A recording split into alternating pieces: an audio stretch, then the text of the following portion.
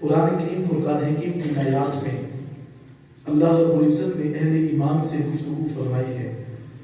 رب کائنات نے قرآن کریم فرقان حکیم میں ارشاد فرمایا ہے انما المؤمنون اخوہ، خدا فرماتا ہے بے شک وہ لوگ جو ایمان والے ہیں وہ آپس میں بائی بائی رکھتے ہیں۔ فَأَصْلِحُوا بَيْنَ أَخَوَيْكُمْ، اگر یہ کبھی زندگی کے کسی حصے میں آپس میں جھگڑ پڑے تو خدا فرماتا ہے ان کے درمیان صلح کروا دیا کرے۔ وَاتَّقُوا اللَّهَ، اپنے رب کا خوف اپنے سینے میں رکھیں، لَعَلَّكُمْ تُرْحَمُونَ، تاکہ تمہارا رب تمہارے اوپر رحم کر دے۔ یا ایھا الذین آمنوا لا یسخر قوم من قوم عسى ان یکونوا خیرا منہم، اے ایمان والو کوئی قوم دوسری قوم کو اپنے سے افضل محسوس نہ کرے۔ عسى ان یکونوا خیرا منہم، ہو سکتا ہے کہ وہ اعمال کے اندر آپ سے بڑے ہوں، آپ سے اچھے ہوں۔ ولا نساء من نساء عسى ان یکن خیرا منہن، اور نہ ہی کوئی عورت دوسری عورت کو اپنے سے بہتر محسوس کرے، ہو سکتا ہے کہ وہ اپنے اعمال کے اندر دوسری عورت سے بڑی اور اچھی ہو۔ وَلَا تَلْمِزُوا أَنفُسَكُمْ وَلَا تَنَابَزُوا بِالْأَلْقَابِ، خدا فرماتے ہیں کسی انسان کے عیب ٹٹولنے کی کوشش نہ کریں اور نہ ہی کسی کے نام کو بگاڑنے کی کوشش کریں۔ بئس الاسم الفسوق بعد الایمان، خدا فرماتے ہیں کہ کتنا ہی برا ہے کہ انسان ایمان قبول کرنے کے بعد پھر گناہ کی طرف جاتا ہے۔ وَمَن لَّمْ يَتُبْ فَأُولَٰئِكَ هُمُ الظَّالِمُونَ، خدا فرماتے ہیں کہ جو میری طرف لوٹتا نہیں ہے، جو میری بارگاہ میں جھکتا نہیں ہے، وہ کائنات کے اندر سب سے بڑا حد سے بڑھنے والا ظالم ہے۔ قرآن کریم فرقان حکیم کی آیات میں اللہ رب العزت نے اہل ایمان سے خطاب فرمایا ہے۔ خدا فرماتے ہیں کہ صرف وہ لوگ جو ایمان والے ہیں ان کے درمیان رشتہ اخوت قائم ہو جاتا ہے۔ حضرت عبداللہ بن عمر رضی اللہ تعالیٰ عنہ سے مروی حدیث مبارکہ کے لفظ ہیں، آپ نے ارشاد فرمایا، امام بخاری اس کو جو ہے کتاب المغازی کے اندر اس کو نقل فرماتے ہیں۔ امام بخاری نے لکھا کہ آقا علیہ الصلوۃ والسلام نے ارشاد فرمایا کہ ایک مومن دوسرے مومن کا بھائی ہے، وہ اس کی عزت کا پاس رکھتا ہے، اگر اس سے غلطی خطا ہو جاتی ہے تو اس کی خطا کے اوپر پردہ ڈالتا ہے۔ پھر آقا علیہ الصلوۃ والسلام نے ارشاد فرمایا کہ کوئی شخص جو ہے جب کسی کے عیب کے اوپر پردہ ڈالتا ہے تو آقا علیہ الصلوۃ والسلام نے فرمایا قیامت کے دن اللہ اس کے عیبوں کے اوپر پردہ ڈال دے گا۔ جو کسی انسان کے ایک عیب کے اوپر پردہ ڈالتا ہے، خدا اس انسان کے عیبوں کے اوپر قیامت کے دن پردہ ڈالے گا۔ اور آقا علیہ الصلوۃ والسلام نے ارشاد فرمایا کہ انسان کے گناہ اتنے ہیں کہ انسان خود اس سے شرم کھاتا ہے کہ میں اتنا گناہگار انسان ہوں۔ میں کبھی کبھی کہا کرتا ہوں کہ آپ اپنے بستر پر جانے سے قبل اگر ایک مرتبہ سوچ لیں کہ میں کیسا بندہ ہوں، میرے گناہ کیسے ہیں، تو ہمیں خود بھی اپنے اعمال سے شرم آتی ہے۔ جھوٹ ہم بولتے ہیں، غیبت ہم کرتے ہیں، کم تولنا ہماری عادات میں شامل ہے۔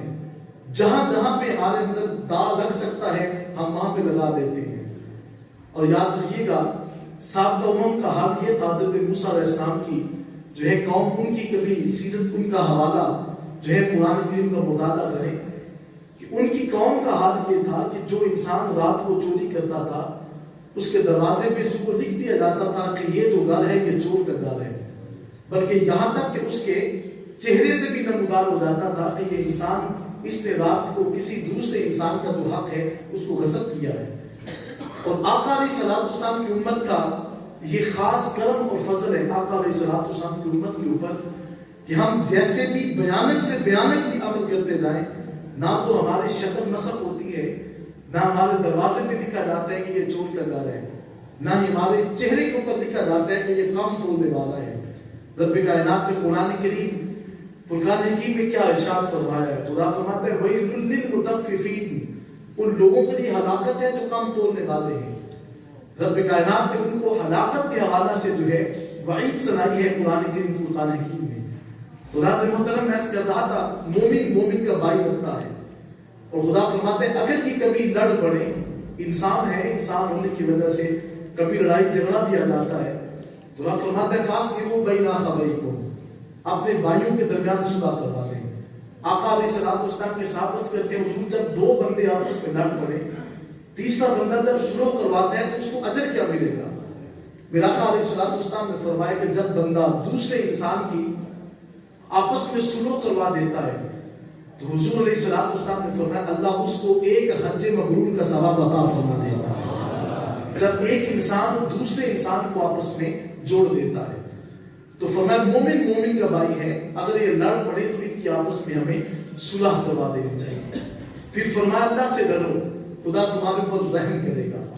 اور پھر رب کائنات نے فرمایا یا ایھا الذین آمنوا لا یسخر قوم من قوم، کوئی بھی شخص کسی شخص کو اپنے سے کم تر محسوس نہ کرے۔ آقا علیہ السلام کی خدمت میں حضرت بلال حبشی بھی بیٹھا کرتے تھے، حضرت صہیب رومی بھی بیٹھتے ہیں، حضور کی بارگاہ میں حضرت عمار بن یاسر بھی بیٹھتے ہیں۔ تاجدار مدینہ علیہ السلام کی خدمت میں حاضر ہونے والے یہ وہ غلام ہیں جو مال و متاع کے اعتبار سے جو ہے وہ غربت کے آثار ان کے اوپر پائے جاتے تھے۔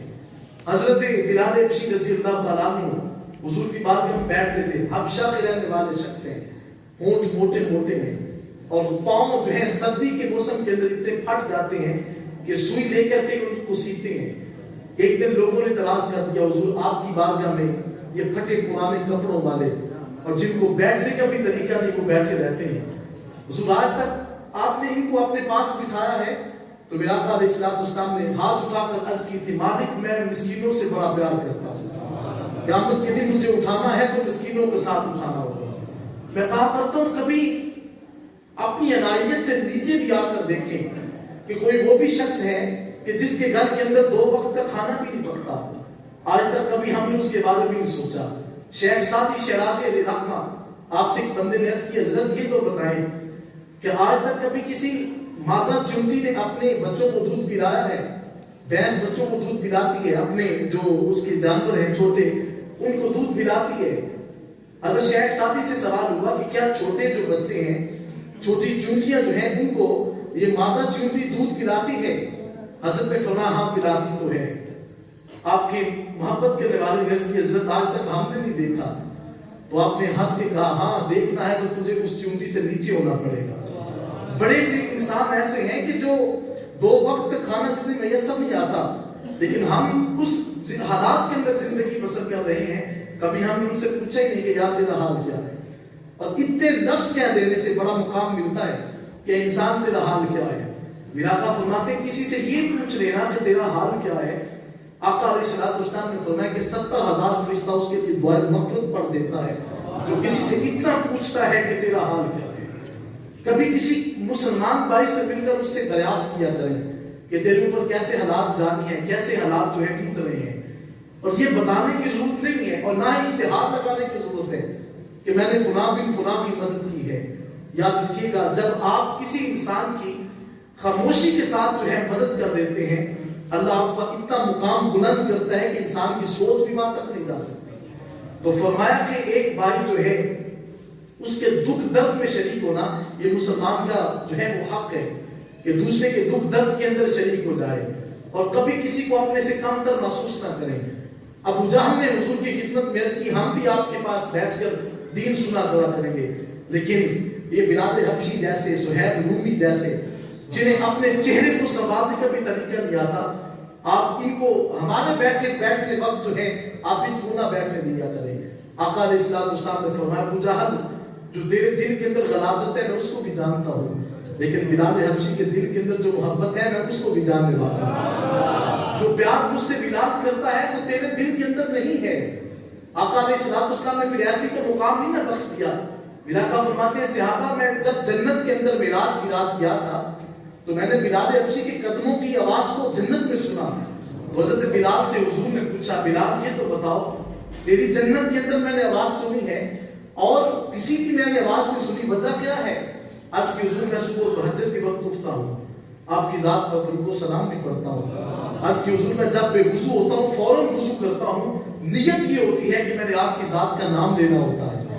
آقا علیہ السلام نے فرمایا بس اسی وجہ سے تیرے قدموں کی آہٹ جو ہے میں نے جنت کے اندر سماعت کی ہے۔ خدا تعظیم خان آقا علیہ السلام نے فرمایا ہاں تمہارے دل کے اندر وہ پیار نہیں ہے جو پیار جو ہے حضرت بلال حبشی کے اندر ہے. اسی لیے شیخ طریقت نے کیا خوب لکھا. آپ فرماتے ہیں ہندا دنیا وچ جے بلال اج حیات, ہندا دنیا دے وچ جے بلال اج حیات, دسیندہ خبر پوری جو پیار دیے. محبت کسے کہتے ہیں, مرفت کس کو کہا جاتا ہے. حضرت بلال حبشی رضی اللہ تعالیٰ عنہ نے ہمیں اس بات کا درس دے دیا ہے. تو حضرات میں کر رہا تھا آقا علیہ السلام کی خدمت میں وہ بیٹھے رہتے ہیں. عرض کی حضور یہ آپ کے پاس بیٹھے رہتے ہیں, ہم ان کے بیٹھے وقت جو ہیں ہم نہیں بیٹھ سکتے, لیکن یاد رکھیے گا کبھی نماز کے فلسفہ کی طرف توجہ ڈالیں. ہمارے اوپر دن رات کے اندر 5 وقت کی نماز فرض ہے. جب آپ کھڑے ہوتے ہیں اقتدار میں نماز پڑھنے کے لیے, سب بندی ہوتی ہے, تو وہاں پہ غریب فقیر امیر, حالانکہ بادشاہ کا جو امتیاز ہے وہ بھی ختم ہو جاتا ہے, فرق بالکل مٹا دیے جاتے ہیں. وہ کہا نا اقبال نے کہ ایک ہی صف پہ کھڑے ہو گئے محبوب و ایاز, نہ کوئی بندہ رہا نہ کوئی بندہ نواز. ہر شخص ایک صف پہ کھڑا ہے. وہاں پہ یہ نہیں دیکھا جاتا کہ یہ بادشاہ ہے, یہ اس کا وزیر ہے, یہ اس کا مشیر ہے, بلکہ ایک صف کے اندر کھڑا ہو کر کے بتایا جاتا ہے. اسلام اس بات کا درس دیتا ہے کہ انسان جو ہے اس کے اندر سے غربت فقر جو ہے اس کا خاتمہ ہوتا ہے. اسلام فقیری کو ترجیح نہیں دیتا, جو ہے اسلام کے سامنے فقر نہیں دیکھا جاتا, اسلام کے سامنے فقط سینے کے اندر دھڑکنے والا دل دیکھا جاتا ہے. رب کائنات نے قرآن کریم فرقان حکیم میں دوسرے مقام پہ ارشاد فرما دیا, اللہ کی بارگاہ میں نہ دولت کا معیار ہے, خدا کی بارگاہ میں نہ مال و متاع کا معیار ہے, نہ اللہ کی بارگاہ میں یہ دیکھا جائے گا کہ یہ سب سے بڑا بادشاہ تھا, اس کا مقام سب سے اونچا ہوگا, ہرگز نہیں. تو پھر سوال پیدا ہوتا ہے کہ اللہ کی بارگاہ میں مقام کس کا ہے. اللہ نے جواب دیا ان اکرمکم عند اللہ اتقاکم, اور میں میرے نزدیک سب سے بڑھ کر جو ہے عزت کا حامل وہ شخص ہے جس کے من کے اندر میرا خوف سب سے زیادہ ہے, جو سب سے بڑھ کر مجھ سے ڈرتا ہے. تو معلوم ہوا جتنا انسان اللہ سے زیادہ ڈرے گا اس کو اتنا ہی مقام جو ہے اللہ کی بارگاہ میں اس کا اونچا ہوتا جائے گا. تو میں بات کر رہا تھا کبھی بھی کوئی انسان اپنے کو دوسرے سے افضل محسوس نہ کرے. خدا فرماتا ہے عسیٰ ان یکونوا خیرا منہن, ہو سکتا ہے کہ وہ جس کو آپ محسوس کرتے ہیں کہ وہ مجھ سے افضل ہے وہ اعمال کے اندر آپ سے آگے ہو, وہ اعمال کے اندر آپ سے جو ہے وہ بڑھ چکا ہو. اعمال کی بنیاد جو ہوتی ہے اس کے اندر آپ نے دیکھنا ہے کہ میرا کیا ہوا عمل کیسا ہے. بہت سے بندے ایسے ہیں کہ جو کبھی کبھی دوسرے انسان کے گناہ سے ڈرتے ہیں, اس کو قریب کی بیٹھنے دیتے ہیں. علماء فرماتے ہیں کبھی بھی گناہ سے نہ ڈریں, ڈرنا جو ہے وہ آپ نے کبھی بھی گناہگار سے نہ ڈریں, ڈرنا ہے تو اس کے کیے ہوئے عمل سے ڈرنا ہوگا. حضرت شیخ سیدھی سختی علیہ رحمہ وقت کے بہت بڑے اب ولی گزرے. آپ ایک دن بازار سے گزر رہے تھے, ایک شخص کو دیکھا کہ وہ شراب کے نشے میں دھت پڑا ہوا ہے, لیکن شراب کے نشے کے اندر اس کی زبان سے اللہ کا نام جاری تھا. کیا جاری تھا؟ ذرا محبت کے ساتھ کہیے. اس کی زبان کے اوپر اللہ کا نام جاری تھا. جب دیکھا کہ انسان نشے کی حالت میں ہے, حضرت شیخ سیدھی سختی علیہ رحمہ اس کے پاس بیٹھ کر کے جو ہے اس کی زبان کو دھوتے ہیں. کہا پاگل انسان, شراب کے نشے کی حالت میں اللہ کا نام نہیں لیتے, جب مالک کا نام لینا ہوتا ہے تو زبان اور دل کو پاک کرنا ہوتا ہے. جب یہ بات کہی تو آپ چل دیے. جب وہ بندہ نشے سے باہر آتا ہے تو کیفیت بدلتی ہے. بعض بندے قریب بیٹھے تھے, انہوں نے کہا اب تو شرم کر, وقت کے ولی نے تیری زبان کو دھویا ہے, اب تو حیا کر. اللہ کے ولی نے تیری زبان کو نکال کر پانی سے دھویا تھا اور ساتھ کہا تھا کہ اب تو شرم کیا کر. اللہ کا نام لینا ہوتا ہے تو اپنے دل اور زبان کو پاک کرنا ہوتا ہے. حضرت شیخ سیدھی سختی علیہ رحمہ یہ کہہ کر چلے جاتے ہیں. وہ بندہ ساری رات اب روتا ہے کہ اب مجھے اللہ کے ولی نے کہہ دیا کہ زبان کو دھو لے. رات روتا رہا. اللہ رب العزت کی بارگاہ میں سر مسجود ہوا کہ مالک میں تو بڑا گناہگار بندہ تھا, آج میرے تیرے نیک بندے نے ہاتھ لگا دیا, آج کے بعد میں تائب ہوتا ہوں, کبھی گناہ کی طرف پلٹ کر نہیں دیکھوں گا, کبھی شراب نہیں پیوں گا. جب یہ عرض کرتے ہیں حضرت شیخ سیدھی سختی علیہ رحمہ, آپ کے سامنے وہ بندہ جب اپنے زبان کو دھوتا ہے تو دھو کر کے جو ہے حضرت شیخ سیدھی سختی رات کو سوتے ہیں. تو رات کو سوتے ہیں تو ہاتف سے آواز آتی ہے, اللہ رب العزت نے القاء کیا طہرت قلبہ لاجلنا طہرنا قلبہ لاجلکا. اے میرے بندے, تو نے میری رضا کی خاطر اس بندے کی زبان کو دھویا تھا نا. پھر سن سیدھی سختی ہم نے تیرے ہاتھوں کی لاج رکھتے ہوئے اس کا دل بھی گناہوں سے دھو ڈالا ہے، اب اس کا دل گناہوں سے پاک ہو گیا ہے۔ شیخ سیدھی سختی رحمہ فرماتے ہیں، میں اس کے گھر جا کر کے دستک دی، میں نے پوچھا وہ فلاں شخص کہاں ہے؟ اندر سے آواز آئی اب تو وہ مسجد میں چلا گیا ہے، وہ مسجد میں جا کے تہجد کی نماز پڑھ رہا ہوگا۔ صوفیاء فرماتے ہیں جب اللہ کسی بندے کے اوپر کرم کرتا ہے اللہ اس کو مسجد کا راہی بنا دیتا ہے۔ جب وہ تائب ہوتا ہے، اگر بندے کو دیکھنا ہو کہ یہ سچا دل اس کا گناہوں سے پاک ہو گیا ہے تو سمجھ لو وہ سارے عمل چھوڑ کر اللہ کی بارگاہ میں جھکتا ہے۔ شیخ سیدھی سختی رحمہ فرماتے ہیں جب میں نے جا کر دیکھا وہ اللہ کی بارگاہ میں رو رہا تھا، آنکھوں سے آنسو بہا رہا تھا۔ میرے حضور کی دارت میں بھی لکھا ہے نا کہ آپ فرماتے ہیں کیا اچھیاں نے او اکھیاں جو رو رو وقتیاں رج کے، کیا اچھیاں نے او اکھیاں جو رو رو وقتیاں رج کے، آپ فرماتے ہیں گناہ رڑ دے نظر آمن کہ دے اے ہڑ بھی ہوتا ہے۔ آقا علیہ الصلوۃ والسلام کی محبت میں حضرت سیدھی سختی فرماتے ہیں کہ جب اس کا دل گناہوں سے پاک ہو گیا میں اس کے پاس بیٹھا، اس نے عرض کی حضرت آپ نے میری زبان دھوئی تھی، آپ کی دھونے کی وجہ سے اللہ نے میرا دل گناہوں سے پاک کر دیا ہے۔ کبھی کبھی گناہگار بندے کے قریب بھی چند لمحے بیٹھ جایا کریں، جب آپ اس کے قریب بیٹھ کر کے اس کے گناہ کو دیکھیں گے تو ہو سکتا ہے آپ کے ہاتھوں کی برکت سے اللہ اس کے گناہوں کو بھی پاک کر دے۔ اللہ تعالی وقال فرمایا کبھی کسی بندے کو اپنے سے کم تر جو ہے وہ یہ نہ سمجھے کہ میں اس سے افضل ہوں۔ یہ جو انا کا لفظ ہے نا، یہ صوفیاء فرماتے ہیں یہ شیطان نے کہا تھا۔ اللہ نے فرمایا آدم کو سجدہ کر لے، تو حضرت آدم علیہ السلام کے سامنے ابلیس نے کہا میں سجدہ کیسے کروں؟ کہا تو سجدہ کیوں نہیں کرتا؟ اس نے کہا انا خیر منہ، میں اس سے بہتر ہوں۔ یاد رکھیے گا جب بھی آپ نے اپنی سوچ رکھنی ہے، صوفیاء فرماتے ہیں کہ سوچ رکھنی ہو تو کہنا ہوگا میں اس سے بہتر نہیں ہوں، یہ مجھ سے اچھا ہے۔ جب آپ کسی کو اپنے سے اچھا محسوس کریں گے تو یقیناً یاد رکھیے گا اس راہ کے ذرات جو ہیں وہ بھی آپ سے پیار کریں گے۔ خدا مجھے اور آپ کو عمل کی توفیق سے مالا مال فرمائے۔